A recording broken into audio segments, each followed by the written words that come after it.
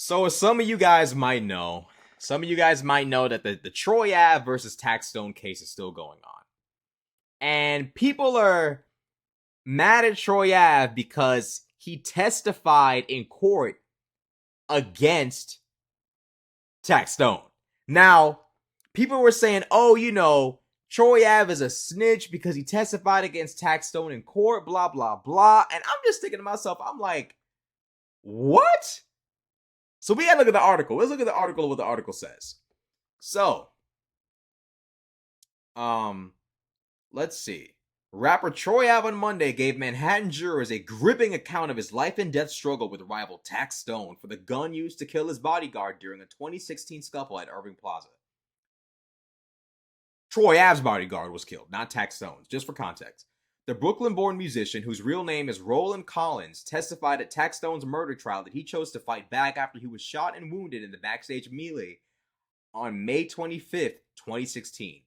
If it's fight or flight, I'm always going to fight because at that point you could die, Collins, 37, said in Manhattan Supreme Court. Collins described grappling with TaxStone, a hip-hop podcaster whose real name is Daryl Campbell, over the gun. It looks like if you see people wrestle in high school wrestling, that type of position. When the shot goes off, I see the light from the spark and I hear the shot. This is all happening fast. I get up and start fighting TaxStone, trying to take him, grab the gun, and another shot goes off. I put my leg up to kind of block the shot from hitting me in the face or chest. That's when Campbell shot him in both legs, he told jurors. I got up, Collins said. I'd rather die fighting.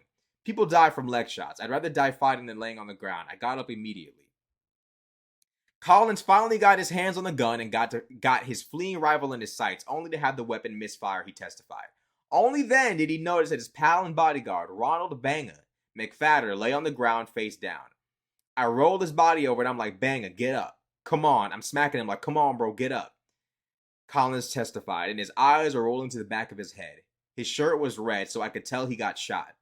2 bystanders were also wounded during the shooting in the crowded VIP room at a T.I. concert, and Collins was initially hit with attempted murder and gun possession charges for his role in the incident. Now that right there is pertinent. We're going to address that in a second.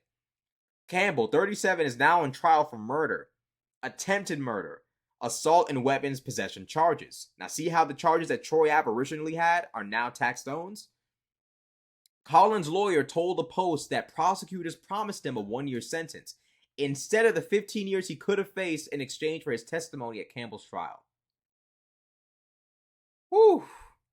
A running feud between the two artists finally boiled over that night after Collins said he and McFadder walked into the VIP room before he was scheduled to join T.I. on stage and saw Campbell.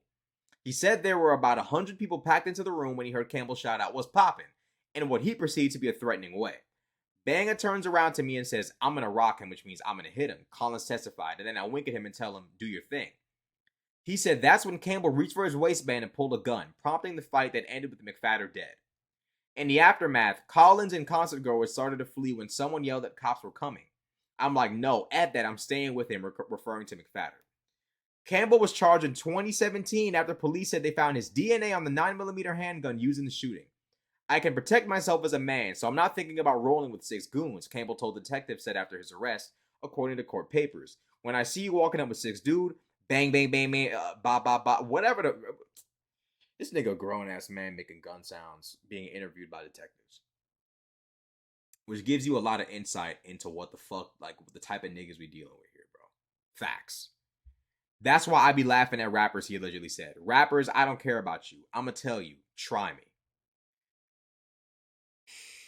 Lord have mercy, bro. So, people were sitting there saying shit like, "Oh, well, Troy Ave is a snitch because he's testifying against TaxStone." Here's the problem. TaxStone's lawyer gave a statement saying, Troy Ave is the one with the gun on camera. Troy Ave is the one on camera shooting the gun. If anyone shot and killed anyone, it was Troy Ave. See, TaxStone himself didn't have to sit there and accuse Troy Ave of anything. You really don't have to say shit. Your lawyer can say whatever for you. If TaxStone really had an issue with his lawyer saying that, he could have told his lawyer, like, "Don't say that."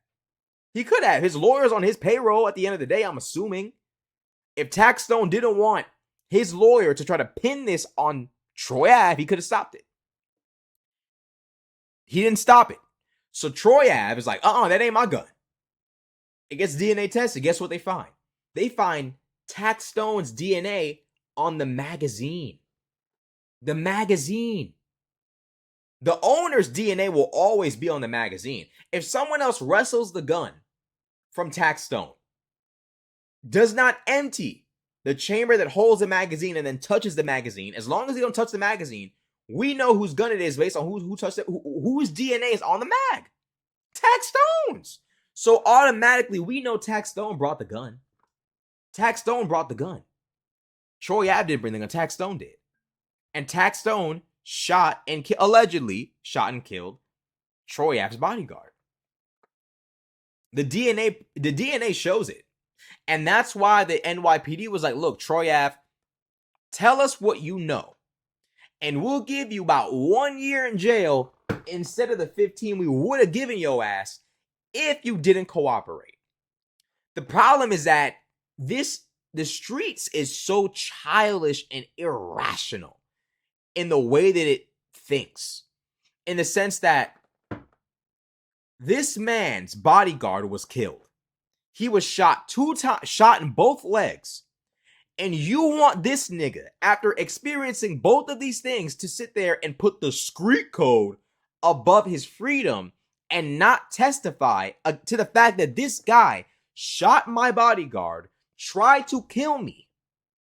But because I'm a street nigga, I'm going to sit there and not acknowledge that and allow him to go scot-free after he murdered my bodyguard and tried to kill me. I'm supposed to just take that. On some Diddy shit. Take that. I'm just supposed to take that? Would you take that? Viewer, you watching this, would you take it? I wouldn't take that. I wouldn't go out like that. You kill my bodyguard and you try to kill me? I'm testifying. Facts. They don't got to offer me McDonald's, KFC, pizza, nothing. They got to offer me shit. I'm testifying. My freedom is enough for me. The reality is, bro, snitching is when you and another person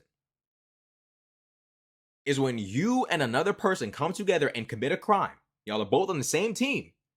You eventually get caught, and one of you can't handle the heat, can't take the pressure, and decides to testify against your co-defendant. That is snitching. Point blank, period. That is literally the definition of snitching.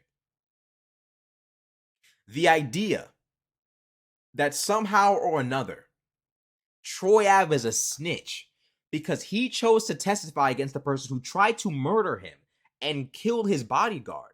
That right there just goes to show how foolish and crazy our culture has become. See, that ain't no street code. That's, I tried to kill you, but because I don't want to go to jail, you shouldn't say what actually happened so I can go free. That's not honor. That's not a code. If you really a real nigga, take the charge. I saw you do it, and now I'm in court saying what I saw you do. If you so real, stand 10 toes on what you did. Why do I have to sit there and act like I didn't see anything? Troy Ave and TaxStone were not co-defendants of crime. They were not buddies. They were not people who committed a crime together. This ain't no GTA heist. These two niggas had beef. TaxStone is not all of a sudden owed a favor by Troy Ave, especially after trying to kill Troy Ave. Absolutely not. Absolutely not. And now we see what happened. The idea that this is snitching is so childish. How is it snitching? What, because he testified in court? It's just ridiculous. Now, if Troy Ave fancies himself a street nigga, it is what it is.